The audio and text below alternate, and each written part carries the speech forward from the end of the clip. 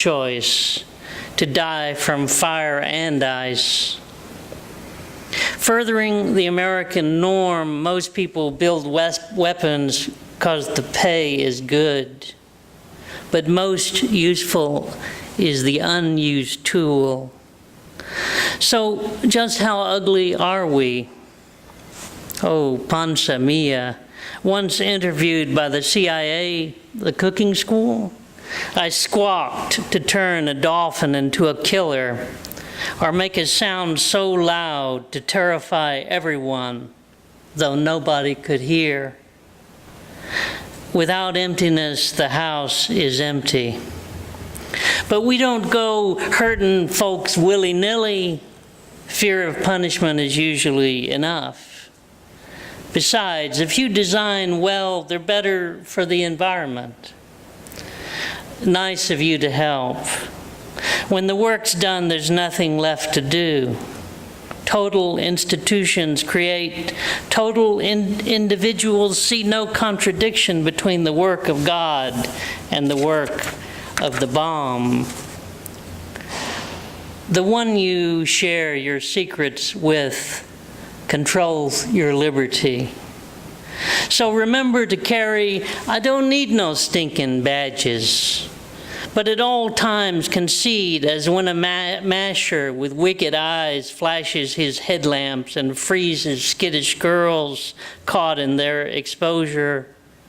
The capacity to make a case of your subject through the work of observation is central to the weaponization of existence. It takes a mess of punches, but such strange tabulations move us from theory to practice. The wholes count off each one. The power of negative capability grows with the numbers inscribed in the card, just the size of $1. Guaranteeing our nation's doctor the tools to confirm his diagnosis. How better for us to play both ends against the middle and live to pick up the pieces.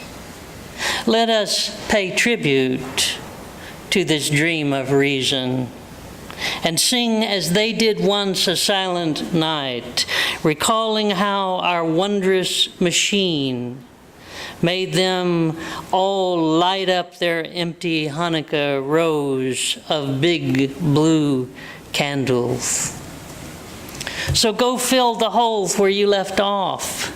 Bless me, Father, for I have sinned. Da da da da da da da da da. In no case shall the said Bernard Bodley be, but to rivet the old phoenix on them. Project 24, PSYOPs, nailed an eye. To the house opposite, anyone still enough in his right mind not to support us. When they'd come burbling fear, we buddy-buddied, took them for drinks, later a brothel, extraordinary rendition, to get some tight pictures, then off to the pit for a little torture and abuse. The photos helped enlist them in special units, infiltrating areas off limits, say Cambodia. Once on the trail of righteousness, they'd radio the position of villages sympathetic to the enemy. B-52s bombed both parties, killing two birds with one stone, as it were. Eventually, of course, the adversary began to track the lightly armed teams coming in for surveillance and census duty. Utilizing this opportunity, heavily fortified squads followed hard by, leveraging the company's guerrilla bait appeal to keep kill ratios high and funding guaranteed. What about the rights of non-combatants during wartime, which is now all the time and everywhere? There's no such thing. Out of sight, operational zones maintain the public trust in democratic institutions.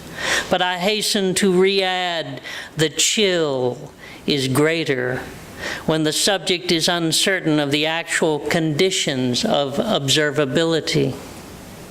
As the embedded journalist, psychiatrist, lawyer, grocery, teacher, etc., complete the architecture of surveillance experienced by hopeful innocence. The pyramid scheme of the dollar with the eye at the strategic end embodies the panopticon. There's nowhere to hide. In every cell is written, he knows when you are sleeping. He knows when you're awake. He knows when you've been bad or good. So be good for goodness sake. Every thought we take prisoner for Christ renders pliant enough patriots enable the new world order annuit coeptis. Compartmentalism facilitates division of labor, reaches its logical extension when thoughts are top secret. Total information awareness preserves the disease. Of course, the price of continuous propaganda is public indifference. Now, look in here. What do you see? Guess who? Whatever I want you to. Perception management provides the means of social control, a necessary precondition for directing the flow of history. Under this regime, if people see the forbidden truth, but the mind won't admit it, they won't be turned to stone.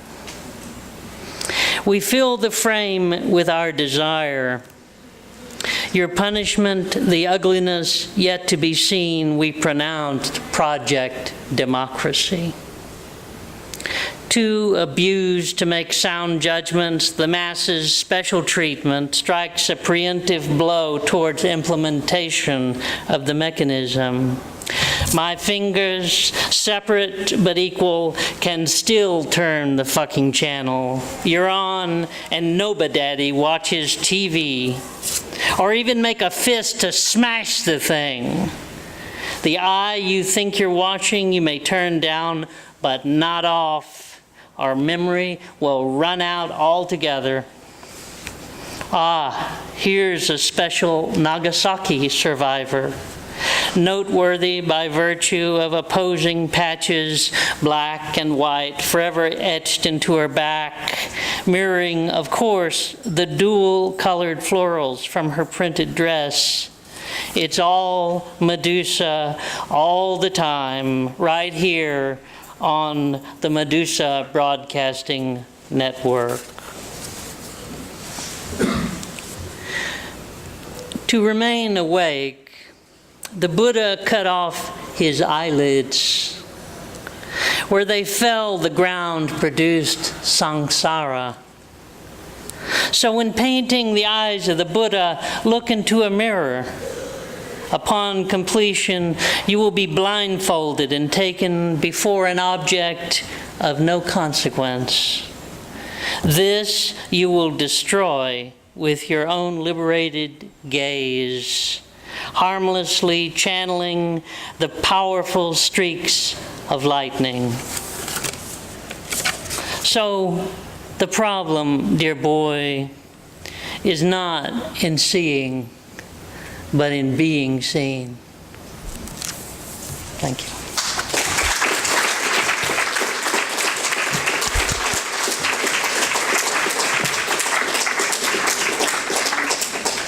Cecil Giscombe is next.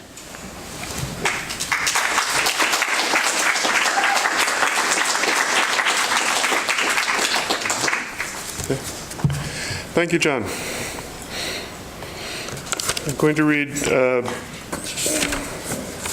two poems and portions of a third. The first is called Iowa House, summer 2013, written after reading Mark de Severo's dream book.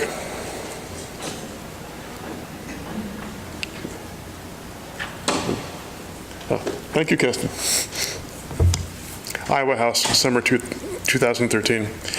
Put up in Iowa City and up from having dreamt of being very high in the air over Seattle, as though I were dead and looking down, but seeing only King Street Station and nearby the sprawl of Safeco Field where the Mariners play, and where, in memory, looms the figure, though not in the dream, in lights of a Negro repeatedly swinging a baseball bat.